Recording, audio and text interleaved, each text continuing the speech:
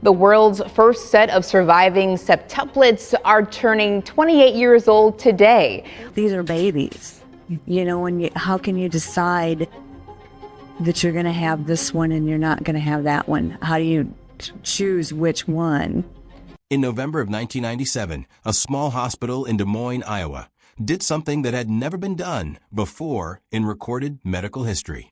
7 babies were delivered from a single womb, and all 7 survived. Not 2, not 5, 7. It was a story that traveled around the entire planet within days, pulling in television crews, magazine writers, and even a phone call from the President of the United States. But behind the headlines was a young couple from a town of about 4,000 people, facing a decision that no parents before them had ever had to make. This is the story of Bobby and Kenny McCaughey, and of the 7 children who grew from an impossible pregnancy into 7 very ordinary, very remarkable adult lives. Almost 30 years later, the number 7 is still attached to this family in a way that feels almost unreal. 7 babies born at once is rare enough on its own.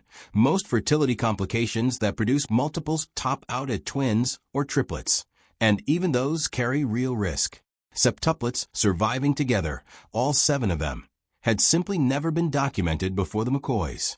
It's part of the reason the story spread as fast as it did in 1997, and it's part of the reason people are still curious, decades later, about what happened to those 7 babies once the cameras stopped following them around. Before any of this began, Bobby and Kenny McCaughey were simply a young married couple living in Carlisle, Iowa. They already had one daughter, Michaela, born in January of 1996. When they decided to try for a second child, nothing happened naturally, so Bobby turned to fertility treatment. She was prescribed a drug called Metrodin, designed to help stimulate ovulation. It worked far more powerfully than anyone expected. A routine early ultrasound revealed not 1 heartbeat, not 2, but 7. Bobby was pregnant with septuplets, a pregnancy so rare that almost no hospital in the country had a real protocol for handling it. Carrying 7 babies at once put Bobby's body under a strain that doctors don't often see outside of textbooks. A human uterus is built to comfortably carry 1 baby, sometimes 2. 7 fetuses meant compressed lungs, a taxed heart, and a serious risk of dangerously high blood pressure, hemorrhage, or worse. Medical professionals who reviewed the pregnancy raised the option of selective reduction, a procedure in which some of the fetuses are terminated early so that the remaining ones have a stronger chance of survival, and so that the mother's own body is under less strain. It's a conversation that happens in high-order multiple pregnancies more often than most people realize, and doctors generally recommend it because the statistics around carrying 7 babies to any viable stage are genuinely frightening. Bobby and Kenny, however, made the decision to continue the pregnancy without reduction. Their choice was rooted in their religious beliefs and their own sense of what they were willing to risk. It was not a decision every doctor agreed with, and it was not one that came without real danger attached. But it was theirs to make, and they made it together. What followed was a pregnancy that pushed Bobby's body to its absolute limit.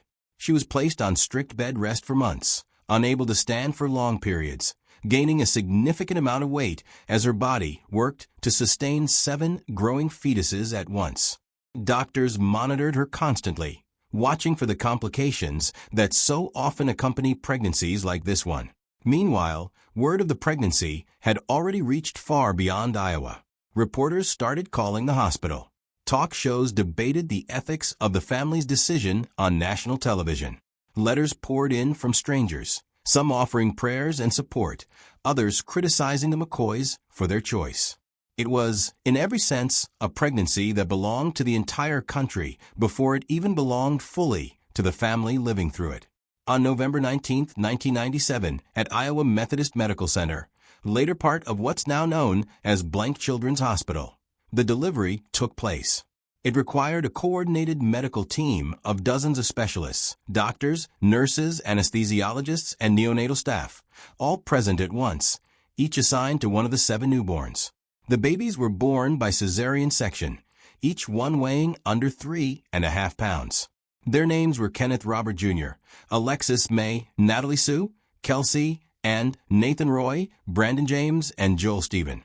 Every single one of them survived the delivery, making them the first known set of septuplets in the world to all live past birth. What came next was, in some ways, harder than the delivery itself. Being born nearly 4 months premature meant each of the 7 babies needed intensive care. They spent their first months of life in incubators, hooked up to monitors and ventilators, fighting to develop lungs and organs that simply hadn't had enough time to mature. 2 of the children, Alexis and Nathan, were later diagnosed with cerebral palsy, a result of the extreme prematurity of their birth. Both would spend years using walkers to help them get around, and Nathan underwent spinal surgery years later to help improve his mobility. It wasn't an easy road for any of them, but slowly, one by one, all 7 babies grew strong enough to leave the hospital and go home. And when they did go home, they went home to a level of public attention that few families have ever experienced. Donations poured in from around the country: diapers, formula, baby clothes, and even a van large enough to fit a family of 10. A local company built the McCaughey's a much larger house to accommodate their now 9-person household. President Bill Clinton personally called to congratulate them. Magazines ran feature stories. The family later appeared on the Oprah Winfrey Show, and television specials would check in on the septuplets nearly every year around their birthday for well over a decade. For a while, it seemed like the entire country had adopted this one Iowa family as its own. But behind the cameras, Bobby and Kenny worked hard to make sure their children's day-to-day lives looked as normal as possible. The kids went to public school in Carlisle. They had chores. They got in trouble when they misbehaved, just like any other kids. Feeding and caring for 7 infants simultaneously required enormous community support. Neighbors and church volunteers rotated through the house in shifts just to help manage the sheer physical demands of it all, from bottle feedings to laundry that seemingly never stopped. It took a village, quite literally, to raise these 7 children through their earliest years. As the septuplets grew older, they developed the kind of closeness that's almost impossible to replicate outside of a situation like theirs. 7 siblings, the exact same age, going through every single milestone of childhood together.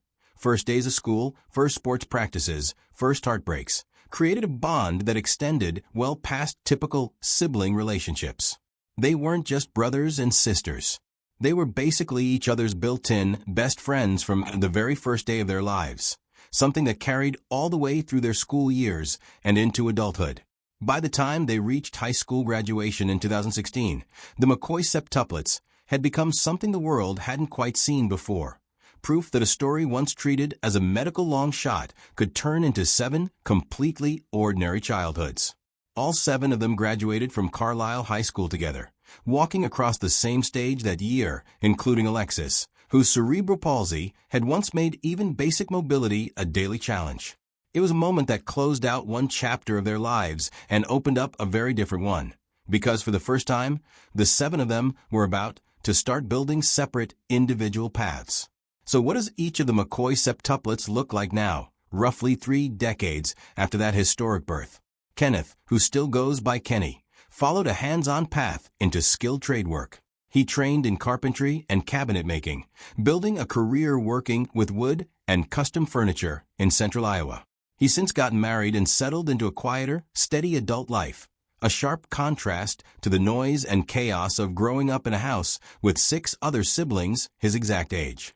Alexis, despite living with cerebral palsy since infancy, has continued to push past the limitations doctors once predicted for her. She's built an independent adult life for herself and has occasionally spoken publicly about her experience, using her story to encourage others navigating disabilities of their own. The determination she showed as a toddler learning to walk with the help of leg braces carried straight through into her adult years. Natalie was the first of the 7 to get married, tying the knot in 2019. She and several of her siblings attended Hannibal LaGrange University, a small Christian school just across the Iowa border in Missouri, where they'd been offered scholarships as babies, long before anyone knew what kind of students they'd grow up to become. Kelsey also built her career and family life around that same close-knit group of siblings who went to college together. And in interviews years later, she's spoken about how precious it's become for all 7 of them to reunite as adults, even though their busy, separate lives make those reunions less frequent than they once were. Nathan, who also lives with cerebral palsy, pursued his own path into adulthood despite the physical challenges that came with his premature birth. Like his sister Alexis, he's continued to defy the more limited expectations doctors once had for his mobility and independence. Brandon took perhaps the most distinct path of all 7, enlisting in the United States Army after high school and building a military career. He got married in 2019, and because of the nature of military service, the family has generally kept details about his exact postings and daily life more private than the rest. A deliberate choice given the security considerations that come with being a publicly known military family. Joel rounded out the group, also attending college alongside several of his siblings and building a career and adult life of his own in the years since. And then there's Michaela, the McCaughey's oldest daughter, born a year before the Septuplets and often left out of the spotlight that followed her younger siblings. She got married in 2015 and had her first child in 2017, making Bobby and Kenny grandparents through her before any of the Septuplets started families of their own. Since then, several of the Septuplets have had children as well, meaning the McCaughey family, once defined by one impossible pregnancy, is now spread across a second generation entirely. As for Bobby and Kenny themselves, they eventually became empty nesters.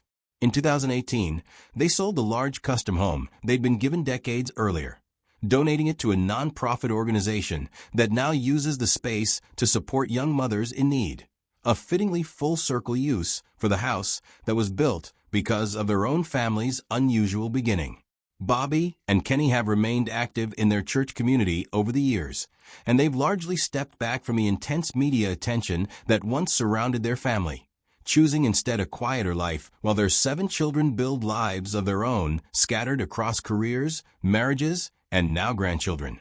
One detail that keeps showing up whenever the Septuplets talk about each other, even now as adults scattered across different states and different careers, is a tiny shared tradition from their school days.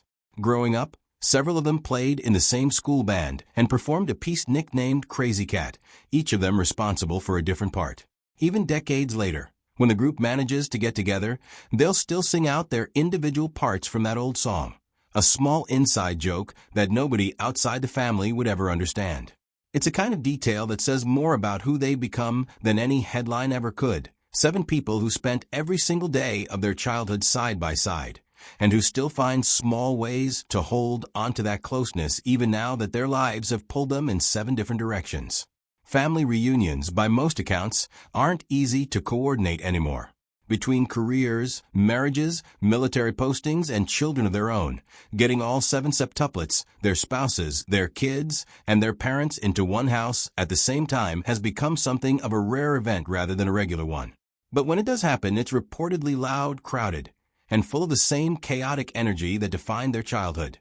Driveways full of cars, grandkids running around, and 7 adults who instantly slip back into the roles and rhythms they built together as kids. Nearly 3 decades after that November morning, when 7 Heartbeats first appeared on an ultrasound screen, the McCaughey story has settled into something far less dramatic than its beginning, and in many ways, far more remarkable.